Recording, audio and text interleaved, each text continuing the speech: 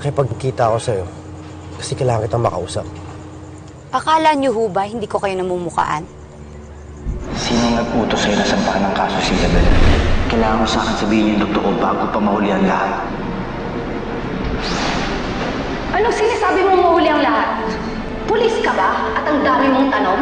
May kailangan na akong malaman na importante sa kapatid mo. Hindi pa magaling ang ate ko. At saka yung nanay namin nasa ospital pa. Kaya kung sa tingin mo, yung problema mo mas importante sa pamilya ko, makakaalis ka na. Hindi mo ako tutulungan? Ipapakulong mo ko para sa isang bagay na wala naman ako kinalaman? Alam ko natatakot ka kay Scarlett. Dahil kahit pinapatay ka na niya, sa kanya ka pa rin kumakampi.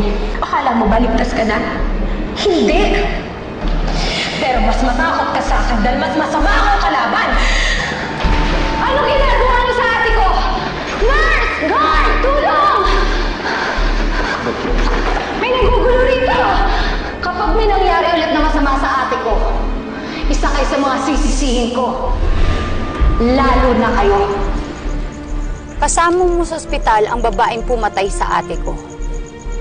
Kaya alam ko na ho ang sasabihin ninyo. Okay, sandali lang. Alam ko, pero hindi mo naiintindihan. Walang kasalanan si Isabel. Hindi porket hawak niya yung baril, siya yung pumatay sa kapatid mo. Naririnig niyo ho ba yung sinasabi niyo? So ano sa tingin mo? Pinatay ng ate ko ang sarili niya? Mawalang galang na ho. Wala kayo doon. Hindi kayong namatayan, kaya hindi niyo alam kung gaano kasakit. Nay, namatayan na rin ako. Kaya alam ko kung gaano kasakit. At kapag nakulong si Isabel, parang namatayan na naman ako ulit. Kaya nandito ako sa harap mo ngayon, nagmamakaawa. At nagbabakasakali ako. Sana pakinggan mo ako kahit ilang beses mo pa ako itaboy. Dahil gagawin ko ang lahat para sa isang taong mahal ko. Alam kong masakit. Kaya handa akong tumulong. Nay, please. Huwag mong ipakulong si Isabel. Kasi pag nangyari yun, pareho tayong talo. Maniwala man ho kayo sa hindi. Ramdam ko ho kayo.